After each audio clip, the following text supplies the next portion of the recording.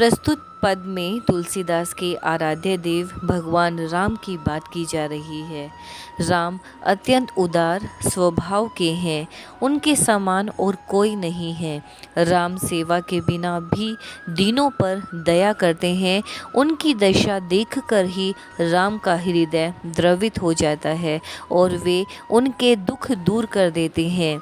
ऐसे को उदार जग माही, बिनु सेवा जो द्रव्य, दिन पर राम सरिस को नाही। जो गति जो विराग जतन करी नाही, पावन मुनि ज्ञानी। सो गति देत गिद्ध सबरी, कहूँ प्रभु ने बहुत जी जानी। जो संपत्ति 10 शीस अरब करी, रावण शिव पह लिन्ही। सो संपदा विभीषण कह, अति सकूच सहित प्रभु दिन्ही। तुलसीदास सब भांति सकल सुख जो चाही मन मेरो, तौ भजु राम काम सब पूरन कर, कृपा निधु तेरो। इस पद में कवि तुलसीदास जी श्री राम की दया और उदारता का वर्णन करते हैं।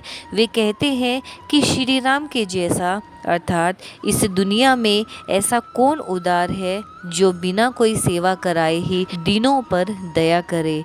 बिना सेवा के भी जो दीन दुखियों पर दया करते हैं, ऐसे श्री राम जैसा कोई नहीं है। कवि कहते हैं कि बड़े बड़े ज्ञानियों और मुनियों को भी योग और तपस्या के बाद भी जो मोक्ष नहीं मिल पाता, वही मोक्ष भगवान श्री राम ने गिद्ध, जटायु और सबरी जैसे सामान्य प्राणियों को दे दिया और अपनी कृपा करते हुए उन्होंने उनके कर्मों के बारे में मन में कोई विचार नहीं किया। गिद्ध अर्थात जटायु के आत्मत्याग और सबरी की भक्ति से प्रसन्न होकर भगवान राम ने उन्हें परम मोक्ष प्रदान किया।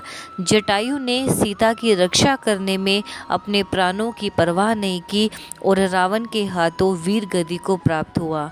शबरी ने बड़े भोलेपन से प्रेम पूर्वक राम को अपने चखे हुए मीठे बेर खिलाए थे। भगवान राम प्रेम और भक्ति के वश में है। जिस संपत्ति वैभव को पाने के लिए रावण ने अपने 10 सिर भगवान शिव को अर्पण कर दिए थे, वही संपत्ति श्री राम जी ने बड़े ही संकोच के साथ विभीषण को दे डाली। कवि कहते हैं कि अरे मेरे मन में जो तू सब प्रकार के सुख चाहता है, तो श्री राम का भजन कर। तुलसीदास भगवान राम का भजन करने के लिए कह रहे हैं, क्योंकि राम ही सबसे उदार हैं, जिनकी आराधना से मोक्ष प्राप्त होता है। यहाँ सकल सुख के प्रयोग से यह तात्पर्य है कि जिसके मन में जो कुछ भी अभिलाषा है, वह सुख उसे राम की आराधना करने से प्राप्त हो जाता है। जाके प्रिय ने राम वेदेही, तजिए ताही कोटि वैरी, सम जदपि परम स्नेही। तज्यो पिता प्रहलाद, विभीषण बंधु भरत महतारी। बलि गुरु तजियो, कंत ब्रिज बनितन्ही। भय मुद मंगलकारी, नाते ने राम के मनियत। सुहुद सुसेव्य जहाँ लो, अंजन कहा आँख जेही फूटे। भूत कहो कहाँ लो, तुलसी सो सब भांति परम हित। पूज्य प्रांते प्यारो, जासो होय स्नेह राम पद एतो मतो हमारो। तुलसीदास जी ने राम के प्रति अटूट आस्था, श्रद्धा और भक्ति दिखाई है। वे कहते हैं कि जिसको सीता राम से प्रेम नहीं है, वह यदि परम प्रिय भी है तो उसे एकदम छोड़ देना चाहिए। जिस मनुष्य के मन में भगवान राम सीता के प्रति प्रेम की भावना नहीं है, वह मनुष्य शत्रु के समान है। ऐसा व्यक्ति कितना भी प्यारा हो, उसको छोड़ देना चाहिए। जैसे प्रहलाद ने अपने पिता को, विभीषण ने अपने भाई को और भरत ने अपनी माता का त्याग कर दिया। प्रहलाद हिरण्यकशिपु नामक असुर का पुत्र था। प्रहलाद विष्णु भक्त था, जबकि उसका पिता विष्णु विरोधी। प्रहलाद को उनके पिता ने विष्णु की भक्ति छुड़ाने के लिए अनेक प्रकार की यातनाएं दी, किंतु प्रहलाद ने उसकी आज्ञा नहीं मानी। होलिका उसकी बुआ थी, जिसे न जलने का वरदान प्राप्त था। वह हिरण्यकश्यप के कहने पर प्रहलाद को अपनी गोद में लेकर आग में बैठ गई। उसके भाई ने उसे आग लगा दी। होलिका जल गई पर प्रहलाद जीवित रहा। अंत में भगवान ने नरसिंह का रूप धारण कर हिरण्यकश्यप का वध किया। भरत की माता का नाम कैकई था।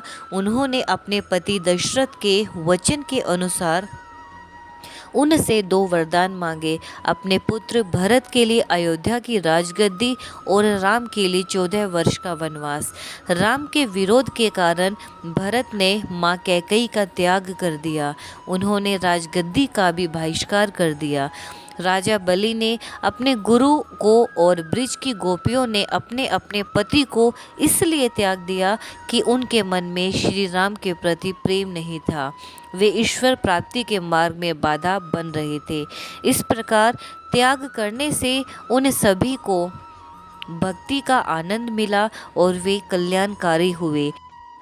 आगे वे कहते हैं कि वह अंजन अर्थात काजल किस काम का, जिसको लगाने से हमारी आंखें ही फूट जाए। और जो व्यक्ति राम और सीता के विरोधी हैं, उन्हें त्यागने में ही भलाई है, क्योंकि ऐसे व्यक्तियों की संगत से सीता राम की भक्ति में बाधा उत्पन्न होती है।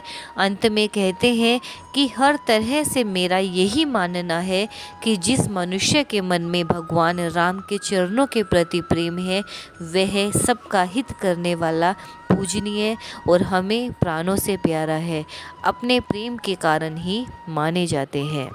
आशा करती हूँ कि आपको विनय के पद समझ में आ गए होंगे।